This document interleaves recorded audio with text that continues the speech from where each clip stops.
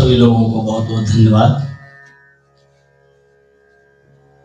ये जो मार्ग है कभी तो लगता है बहुत दुरूह है और दुस्तर है, कभी ये लगता है कि बिल्कुल सहज मार्ग है। और जिन्होंने दुरूह और दुस्तर बनाना शुरू कर दिया तो वो कठिन और भी कठिन ही होता जाएगा। बहुत अच्छा विश्लेषण किया है।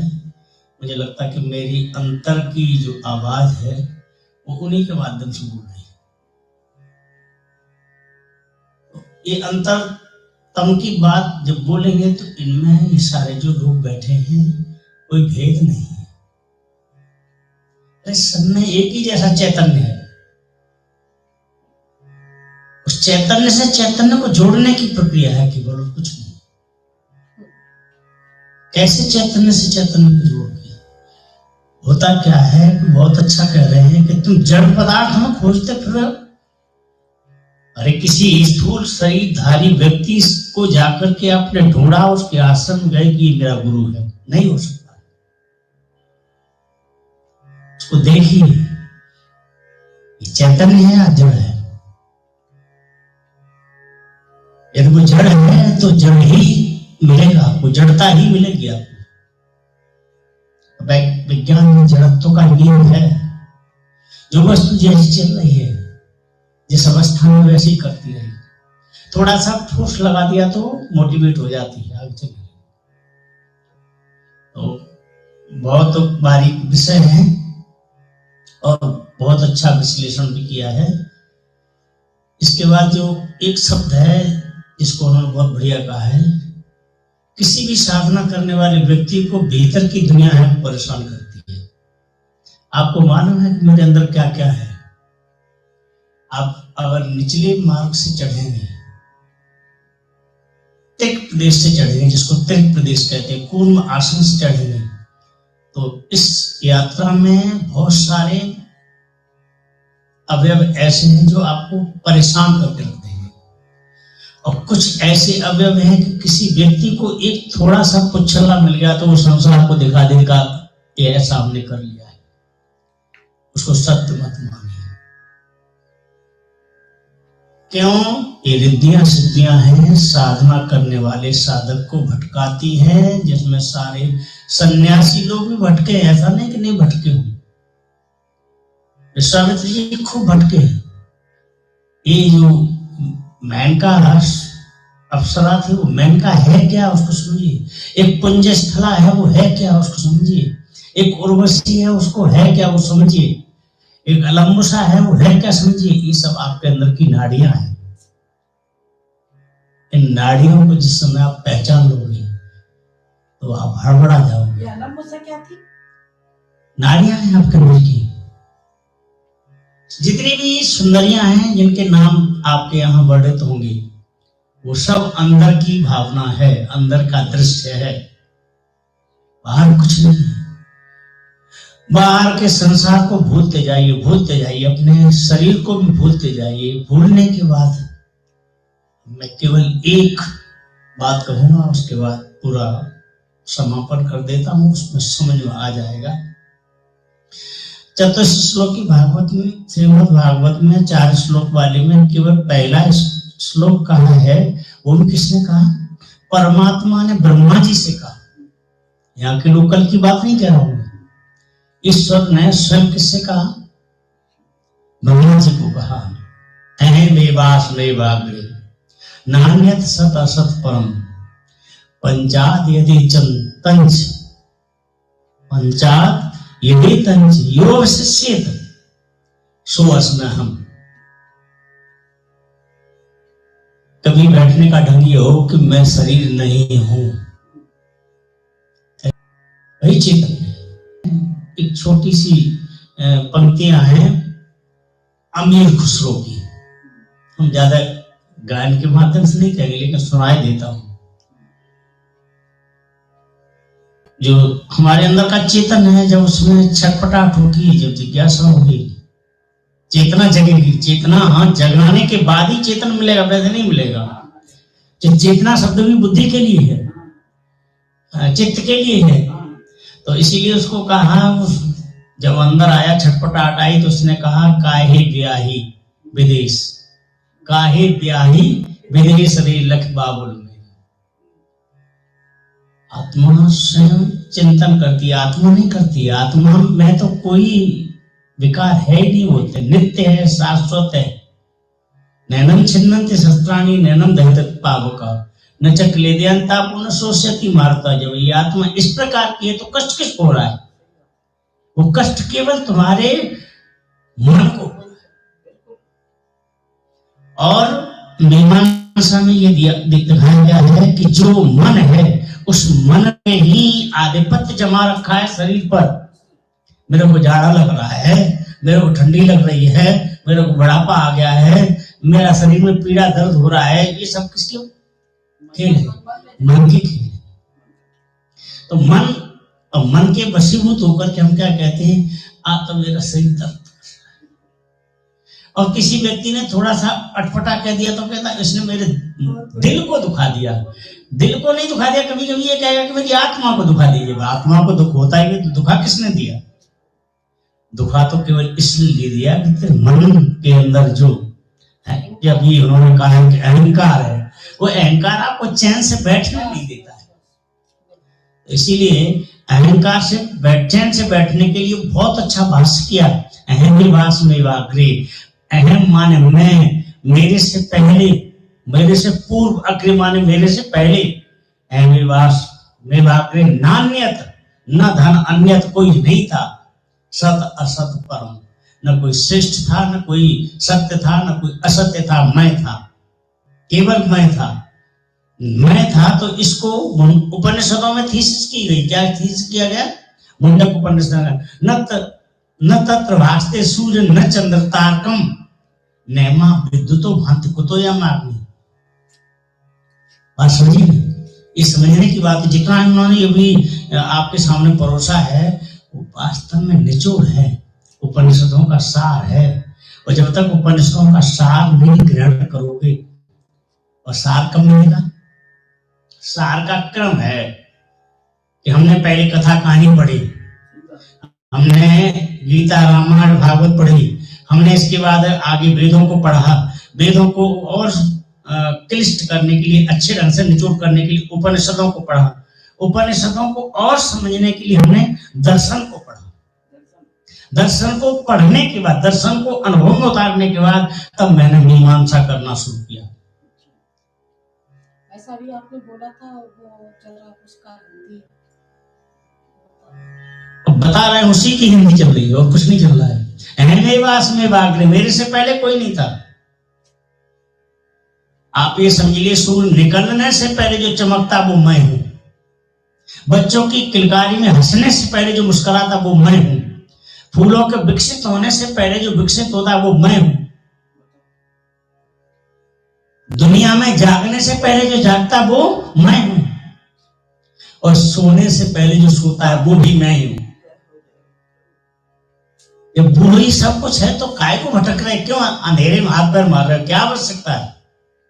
अहमेवास में वाग्रे नान्यत सता सतवरम, केवल मैं ही था, केवल अकेला और अकेला मैं ही था, इसलिए मैं पूर्ण हूं।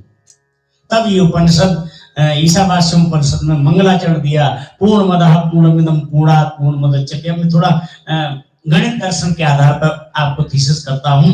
गणित में इसका अर्थ समझिए, पूर्ण से पूर्ण भया, पूर्ण कहा न जाए है, पूर्ण से पूर्ण घिरा, पूर्ण ही रह जाए। हमने पहले ही एक छंद बोला था, तो आपने ध्यान दिया नहीं होगा। तो इसमें क्या है, कैलकुलेशन क्या कहती है? शून्य को शून्य में जोड़ते जाइए। किसको? शून्य जानते हो?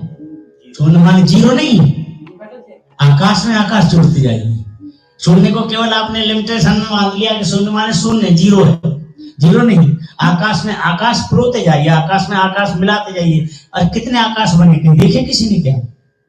घड़े का आकाश है, कप का आकाश है, जग का आकाश है, मेरे शरीर का घटा आकाश है, मठाकाश है, कमरे का आकाश है। और इस आकाश को और भीतर ले जाइए। अणु में देखिए आकाश है, अणु के बाद और जाइए भीतर तो परमाणु है, परमाणु में भी क्या है? आकाश है। आकाश नहीं होता तो न्यूट्रॉन और प्रोटॉन जो पॉइंट पर केंद्रक में है, सेंट्रल पॉइंट पे है, उनके चारों तरफ इलेक्ट्रॉन गति करता है। कब कर रहा है? कितना, जो मेरी आंखों से नहीं दिखता, इतना सूक्ष्मदर्शी है वो कि हम उसको माइक्रोस्कोप से देख सकते हैं कि ये क्या गति कर रहा है। तो आकाश को ऐसे कैसे समझोगे? तो इसीलिए कहा है, क्या कहा है कि आकाश में शून्य जोड़ते रहिए। इस जन्म जोड़िए, अगले जन्म जोड़िए और अगले जन्म जन्मांतर जोड़िए। शून्य प्लस शून्य प्लस शून्य प्लस गण दर्शन के आधार पर क्या मिलेगा? शून्य मिलेगा।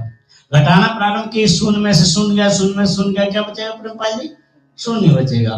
कैलकुलेशन में और करिए, मल्टीप्लाई करेंगे, गुणा करते हैं, शून्य का गुणा शून्य में करेंगे, क्या मिलेगा? डिवीजन करेंगे, विभाजन करेंगे, बांटेंगे तो भी क्या मिलेगा? परमात्मा तो ऐसे है जैसे हमारे यहाँ आकाश तत्व है। एक उपाधि दे रहा हूं लेकिन ये संभव नहीं है, केवल समझाने के लिए कह रहा हूं। ये समझाने के लिए कह रहा हूं कि आकाश तत्व में अपने और थोड़ा मोटिवेट करना चाहूंगा। ये जो आकाश दिख रहा है, अंतरिक्ष दिख रहा है, इसमें कितने ग्रह, नक्षत्र, तारागण, उल्का पिंड, राशियां, ये सब इतने विद्यमान इस पृथ्वी में, ये इस आकाश में, पृथ्वी में विद्यमान है। और उस आकाश की पृथ्वी जो विद्यमान है, उस पर जाने कितने धर्म संप्रदाय हैं। उन धर्म संप्रदायों में एक मैं छोटा सा कहां पर टिक रहा हूं? क्या अस्तित्व मेरा? हम जो लोग शरीरधारी बैठे, इनका क्या अस्तित्व है? कौन देखता है इनको? इसीलिए कहा है कि कोई नहीं था, मैं था। अब केवल और केवल ये समझिए, किसी ऐसे तज्ञ योग्य गुरु के पास जाइए जो मैं को जगा दे। तो अब कहाँ जाए? मैं को जगा दे। ये तुम्हारा गुरु भी तुम्हारे साथ है, तुम भी तुम्हारे साथ हो। एक शायर ने शायरी की, मैं और मेरा यार, मैं और मेरा यार एक ही गली में रहते, और बड़ी मुश्किल है कि मिलने को तरसते, बड़ी मुश्किल है कि मिलने को। अरे भैया कहीं अलग है ही नहीं, उसको समझने की बात है। देखिए, खो गया नहीं, कहीं नहीं खोया है। इसलिए तो वो जो आपको हम सुना रहे थे, वो तो बहुत सारा, फिर मुंडक उपनिषद में उसी का भाष किया, मांडलिक उपनिषद में उसका भाष किया, और ईशावास्य उपनिषद में उसका भाष किया है। तो वो पूर्ण मैं हूं। मुर्दे की वाणी में और जीवित की वाणी में, पशुओं की वाणी में, पक्षियों की वाणी में क्या स्वर गूंज रहा है, जब उसको समझने लगो तो काम चलेगा। अगला एक बात और है, किसी नदी के पास जाइए, नदी शांत बह रही है, और कहो कि उस नदी को सुनो, तो क्या कह रही है? ठीक रात्रि के 12 बजे बैठ जाओ, रात्रि क्या कह रही है? कोई भजन मत करो, कोई साधना मत करो, कि बैठो रात्रि में, आज जाग के बैठ के देखो। तो अब देखिए, तो देखने देखा नहीं है, नहीं देखा नहीं है, परंतु बैठते हैं। मैं जो कह रहा हूं, बैठ के अनुभव में उतारिए, क्या है, क्या अनुभूत करिए, फिर किसी को शेयर मत करिए, केवल समझिए। और मैं ये कह रहा हूं, कहीं एकांत स्तर में बैठ जाओ, और मैं कहता हूं कि कोई कमरे से बाहर निर्जन स्थान में बैठ जाओ, किसी झोपड़ी में बैठ जाओ, बड़ा आनंद आएगा। तो इसीलिए एक ही श्लोक बताया है, एहमे वासुदेवाग्रे नान्यत सत असत परम पंचाद यदि तंचियो शिष्येत सोअस्मै हम। अगले 3-4 श्लोक हैं, किसी एक श्लोक में हम सूक्ति बता देते हैं। प्रविष्टान्यपि प्रविष्टानि, वो परमात्मा, वो ईश्वर, वो चैतन्य पहले से ही प्रविष्ट है, सब में समाहित है, सर्वत्र समाहित है, और बाद में भी प्रविष्ट होता है। महिमा सुनने से काम चलेगा नहीं, उतरने से काम चलेगा। नहीं तो उतरने अपने में नहीं तो उतारने के लिए ही तो पूछा जा रहा है। वही तो, अब इतनी जो चर्चा किया हमने, इतने सारे आयाम बताए हैं, कोई एक सरल रास्ता मिला कि नहीं आपको? उन रास्तों में से एक कोई रास्ता पकड़ लो। अब हमने कुछ कहा, जितनी चीजों को कहा है, 5 अवधारणाओं को कहा है, इसके बाद बहुत सारे अंदर की यात्रा का वर्णन किया। किसी जगह जाके ठहरो तो, यदि आपके अंदर ये कह दूं कि आपने आत्मा को देखा है क्या, तो उत्तर मिलेगा कि नहीं देखा है। अगर हम ये कहें कि आपने अपने भीतर उगते हुए सूर्य को देखा है, यदि हम आपसे ये कहें कि आपने अपने अंदर पूर्ण चंद्रमा का, पूर्णिमा के चांद का प्रकाश देखा है, आपके प्रश्नों का समाधान हो जाएगा। देखिए, और इन शब्दों के साथ इसी जगह पर हम वाणी को विराम देते हैं। धन्यवाद। जय धन्यवाद भाई साहब, आपने आज आध्यात्मिक दृष्टि से हमारा मार्ग प्रशस्त किया और निश्चित ही हम सभी के लिए ये सौभाग्य का विषय है कि आज 2023 के पहले दिन हम अगर आज के बिंदुओं पर चिंतन मनन करेंगे तो हमारा मार्ग प्रशस्त होगा। कल्याण मंत्र। इससे पहले आप लोगों को लग रहा है कि मेरा कोई कठिन प्रश्न है, मोबाइल नंबर हिमांशु जी को शेयर कर दीजिए। जी। तो हमको तो सुबह रात्रि में करीब 8 बजे के बाद और 11 बजे तक ये करना पड़ता है फोन से। अच्छा। फोन से लोगों को पता नहीं कहाँ दिल्ली से लेके यहाँ तक जिसकी जरूरत होती है। अब आपको वैसे नहीं समझ पाएंगे। ये जो बताते हैं ना, कठिन भाषा है बहुत। पैर से नाखून से लेकर तो सिर की चोटी तक जब अपने को पढ़ लोगे तब तुम्हें आनंद मिलेगा, वैसे नहीं। चलिए, क्या पैर के नाखून से मतलब, जैसे कि थोड़ा सा इसको आगे समझाएंगे। हर चीज आज ही थोड़ी ना जान लेनी है। आगे फिर आप ये समझ लो, ऐसा है, एक सिरप है जिससे आत्मज्ञान होता है। वो सिरप को एक बार में पी लोगे तो क्या होगा? एक ढक्कन लेना, आज एक ढक्कन लो, आज ही थोड़ी ना निचोड़ लोगे। वो सिरप है, एक ढक्कन आज का है, फिर अगली चर्चा के लिए भी तो छोड़ दो कुछ। ऐसा है, मेरा कहने का बस इतना मतलब है। मैं नहीं कह रही कि आज ही समझ लो, मैं ये कहना चाह रही हूँ कि पहले तो आप हमें समझ लो कि हम मतलब पहले तो समझ लिया कि हम चाह क्या रहे हैं, अरे हम लोग कर क्या रहे हैं। हम भटके हुए, बस इतनी बात है और कुछ नहीं है। आप अपने में से भागे हुए हो, अपने घर में ही नहीं बैठे हो। तो नहीं, वो ठीक है, हम बस इतना ही सुन लीजिए। आज के ढक्कन आज संकेत है। आज भाई किसी पात्र में अगर कुछ जल या दूध कोई भी चीज लेनी है तो पात्र खाली करना पड़ेगा। अगर भरा हुआ तो उसमें कुछ नहीं है। तो जैसे कि हमें ना मालूम हो कैसे खाली किया जाता है। बिल्कुल बिल्कुल। आप अगर नए सिरे से अपने को पहचानने की बात आई है ना, आपने जितना सीख रखा है उसको सब पूरे के ढेर में फेंक दो। तो कैसे फेंका जाता है? फेंको ना, खाली कर दो, बोलो नहीं, मौन हो जाओ। ये शब्द आया था। ब्रजानंद के पास में स्वामी दयानंद सरस्वती गए थे तो पूरा पुस्तकों का व्याकरण, कौमुदी, पांडुलिपियां लेकर के बोझ लेकर के वृंदावन में जब पहुंचे तो उसका दरवाजे पर आवाज लगाई। ध्यान से सुनना, पहले दरवाजे पर आवाज लगाई कि मैं स्वामी दयानंद, मैं स्वामी दयानंद। तो ब्रजानंद अंधा व्यक्ति था, सूरदास व्यक्ति था। उसने स्पाइक से कहा कि कौन आ गया है यहाँ, स्वामी का क्या काम है? अरे हम तो वैसे ही फकीर हैं, आंखों से दिखता नहीं है। तो देखो इससे कह दो, जा भाई तू वही स्वामी है तो कोई ऐसी जगह जा जहाँ ठीक तेरी व्यवस्था बने। यहाँ तो फकीर हैं। जब नहीं लाइव सुन रहे हैं आपको लोग। अच्छा ठीक, तो शुरू कर मैं। हाँ। तो जो चर्चा ये कर रहा था कि महर्षि दयानंद जब उनको लगा कि मेरे को पिपासा पूरी नहीं हो रही, उनके पिताजी शिव भक्त थे, महाशिवरात्रि का पर्व मनाते थे और वहां जब चूहे को उन्होंने कृत्य करते देखा तो उनके मन में शंका हुई। उन्होंने वही व्रत समाप्त कर दिया, खंडित कर दिया और वहां से घर से निकल पड़े। तो जब निकले तो उन्होंने बहुत कुछ, पहले तो पिताजी ही इतने विद्वान थे, उन्होंने बहुत कुछ पढ़ाया और पढ़ने के बाद वो जब आगे निकले तो अब उनको एक सच्चे गुरु की खोज थी। तो सच्चा गुरु तो मिल जाएगा, किसी नाम सुन रखा था कि एक संत है जिनका नाम है ब्रजानंद जी, तो उनके पास जाएंगे तो आनंद आ जाएगा, आपको ठीक व्यवस्था मिलेगी। तो ब्रजानंद के पास वो पांडुलिपियां, व्याकरण, कौमुदी सब सिर पर रख करके चले और जाकर के वृंदावन में उनकी झोपड़ी के बाहर आवाज लगाई कि मैं स्वामी दयानंद आ सकता हूं। तो ब्रजानंद ने अपने शिष्य से कहा कि इसकी स्वामी यहाँ फकीरों की जगह क्या करेगा। तो जैसे ही उन्होंने कहा यहाँ फकीरों के यहाँ भैया स्वामी की कोई आवश्यकता ना, स्वामी तो स्वामी होता है। दयानंद को तुरंत भूल का एहसास हुआ, उन्होंने अपना सुधार कर लिया। फिर उन्होंने कहा कि मैं दयानंद महाराज जी के दर्शन करना चाहता हूं, तो आप आ जाइए। आए तो सामने आकर के नतमस्तक हुए, प्रणाम किया और कहा कि मैं जानना चाहता हूं कि मैं कौन हूं।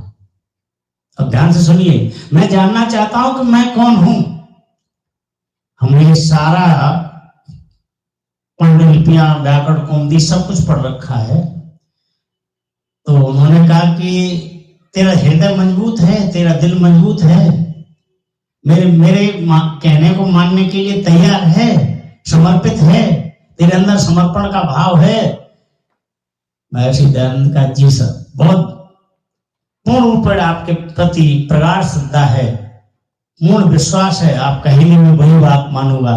तो ये गधे जैसा तो बोझ लादे फिर रहा है, इसको जमुना जी में फेंक दे। कितनी मूल्यवान पुस्तकें होंगी, कितनी वस्तुएं अच्छी होंगी, जिनको दयानंद ने क्षणिक देर भी नहीं लगाई, फटाक से क्या कर दिया, यमुना जी में फेंक दिया। और यमुना जी में फेंकने के बाद आए क्या हमने तो फेंक दिया, तो कुछ नहीं किया। ब्रजानंद ने केवल सिर पर हाथ रख दिया और वो महर्षि दयानंद 24 घंटे के लिए समाधि में डूब गया। ये नहीं पता लगा कि मैं भूखा हूं, प्यासा हूं, क्या भैया। जब समाधि में डूबने लगोगे, जब आप भूख किसको लगती है? नहीं, ये भूख मिटाने के लिए, शरीर के पोषण के लिए भोजन है और आत्मा के पोषण के लिए भजन है। जिस वक्त आप अपने अंतरतम में उतर जाओ तो आत्मा से ही पुष्ट होती है। छोटे बच्चे जब माँ के उदर में होते हैं, गर्भस्थ होते हैं, तो उन्हें कौन खिलाता है? कभी सोचा, इस विचार किया आप लोगों ने? आप तो माँ रही हैं, तो ऐसा विचार किया कि बच्चे को कौन, उस बच्चे की परवरिश कौन कर रहा है? माँ नहीं कर रही, जानबूझ के नहीं कर रही हो, तो हो रहा है। कैसे हो रहा है? अब उसको कह दिया है कि पुराणों में कि भगवान विष्णु की नाभि से एक कमल निकला जिस पर ब्रह्मा जी विराजमान हुए, ब्रह्मा जी ने सृष्टि को पैदा। अरे भैया, ये तो रूपक है। जो माँ के उदर में जो अंडाशय है, उसमें क्षीर सागर है, दूध का सागर है। उस दूध के सागर में एक छोटा सा, जिसको हम आंखों से देख नहीं सकता हूं, इतना एक रजकण, एक नरकण दोनों मिलकर के युग्मज बनाते हैं और वो वहां का मॉडिफिकेशन होता है। कौन देख रहा है? इसी को एक छप्पर में हमने कहा है, ध्यान से सुनिए। छप्पर में क्या लिखा है? कृष्ण है पूर्ण पुरुष, कृष्ण है पूर्ण पुरुष। कृष्ण को सत्य जानिए, आत्म कृष्ण स्वरूप, कृष्ण को तत्व मानिए। कृष्ण कशिश का केंद्र, यहां खिंच करके सब चीजें आती हों। कृष्ण कशिश का केंद्र गुरु है, उसे समझिए। और कृष्ण है जगदाधार, कृष्ण को शब्द समझिए। कृष्ण कशिश का केंद्र है, खींचे सारी रूह को, सारे प्रकाश को, सारी पावर को, जो सम्मिलित करता है वो कृष्ण है। कृष्ण कशिश का केंद्र है, खींचे सारी रूह को। ये आंखों जाने वो तभी जब घट में देखे रूप को, जब घट में देखे रूप को माने अपने को। इतनी चीज को काहे को इधर उधर लेके भटका के फिर रहे हो? अरे आड़ा भेड़ा तिरछा कुछ भी है, भीतर देखो क्या मिल रहा है। फिर किसी तज्ञ व्यक्ति से उसका मूल्यांकन करिए। तो अब ये देखिए, जब ब्रजानंद की बात को महर्षि दयानंद जी ने सांगोपांग मान लिया, तो 24 घंटे के बाद समाधि उन्होंने खुद खुलवाई है। खुलवाने के बाद आज्ञा दी कि तुमको भोजन नहीं करना है। कितना कठिन समस्या मैं बताता हूँ आपको। जब ये कहा भोजन नहीं करना है, तो भोजन नहीं करना, तो प्रभु ठीक है, जैसी आपकी इच्छा।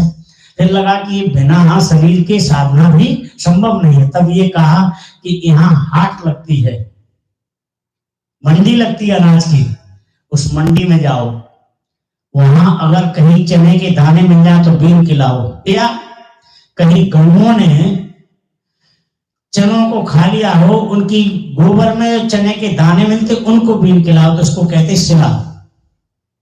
तो चना बीन करके लाते हैं, पानी में धोते हैं, भिगोते हैं, उनका वही आहार था गुरु आज्ञा से। तो गुरु की आज्ञा पर चलना भी तो बड़ा कठिन काम है।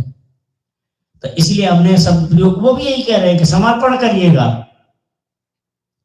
समर्पण है नहीं, जब तक समर्पण किसी पर संदेह मत करिए, निसंदेह होकर के श्रद्धा और समर्पण उस पर टिका दीजिए, आपका कल्याण वैसे ही हो जाएगा। चाहे बिल्कुल साधारण सा आदमी दिखता हो, मैं कह रहा हूं इस कक्ष में हम सब लोग बैठे हैं और ये साक्षात परमात्मा आ जाए तो तुम पहचान लोगे क्या? तुम्हारी आंख में है दम इतनी ये पहचान लो? तो भीतर की आंख खोलिए, बाहर की आंखों से काम चलने वाला नहीं है। तो इसलिए अब वैसे शिष्य नहीं है, वैसे गुरु भी नहीं है। दो तरह से दीक्षा देने वाले गुरु श्रेष्ठ माने गए हैं पूरे विश्व में। एक तो जो नेत्रों से नेत्र मिलाकर के ज्योति से ज्योति को जगा देते हैं, वो श्रेष्ठ है नंबर 1 पर। दूसरा एक स्पर्श के माध्यम से, तीसरा आया शब्द नीचे गिरते चले गए, शब्द के माध्यम से, फलाने के माध्यम से, कोई मतलब नहीं है। तो जिन्होंने नेत्र के देखने के माध्यम से जो ज्ञान दिया है, वो उदाहरण है जनक जी का और अष्टावक्र जी का। स्पर्श का उदाहरण है केवल किसका? ब्रजानंद जी का और दयानंद जी का। बाकी तो लोगों ने श्वास प्रश्वास शब्दों को कितने लोगों ने बताया है। पहले अपने को जगाइए, चैतन्य को जगाइए। जब मैं था तब हरि नहीं, अब हरि है मैं नहीं। सब अंधियारा मिट गया, सब अंधियारा मिट गया। जब दीपक देखा माए, दीपक देखा माए माने दीपक क्या है? दीपक ही तो गुरु स्वरूप है। तो आपको कहीं भटकने की जरूरत नहीं है। और मैं बता रहा हूं, गुरु खोजे से नहीं मिलता कभी भी। एक डायरी में नोट कर लो, अकाट्य बात है, गुरु खोजने से नहीं मिलेगा। जिस समय आपकी तितिक्षा बढ़ जाएगी, जिस समय आपकी जिज्ञासा बढ़ जाएगी, जिस समय आपकी पिपासा बढ़ जाएगी, उसी समय गुरु तुम्हारे दरवाजे पर खड़ा होगा। बोलो गोविंद भगवान की जय। सर्वे भवन्तु सुखिनः, सर्वे सन्तु निरामयाः, सर्वे भद्राणि पश्यन्तु, मा कश्चित् दुःखभाग् भवेत्। ओम शांति शांति शांति। सबका भला करो भगवान, सब पर दया करो भगवान, सब पर कृपा करो भगवान, सबका सब विधि हो कल्याण। हे ईश सब सुखी हो, कोई न हो दुखारी, सब हो निरोग भगवन, धन धान्य के भंडारी। सब भद्र भाव देखें, सन्मार्ग के पथिक हो, दुखिया न कोई होवे, सृष्टि में प्राण धारी, सृष्टि में जीवधारी। ओम असतो मा सद्गमय, तमसो मा ज्योतिर्गमय, मृत्योर्मामृतं गमय। हो असत से दूर भगवन, सत्य का वरदान दो, दूर कर दो दितिर्म भगवन, शुभ्र ज्योति विधान दो। मृत्यु बंधन से हटा अमरत्व है वरदान दो, प्रकृति पाशों से छुड़ा आनंद मधु का पान दो, आनंद मधु का पान दो। बोले सच्चिदानंद भगवान की जय।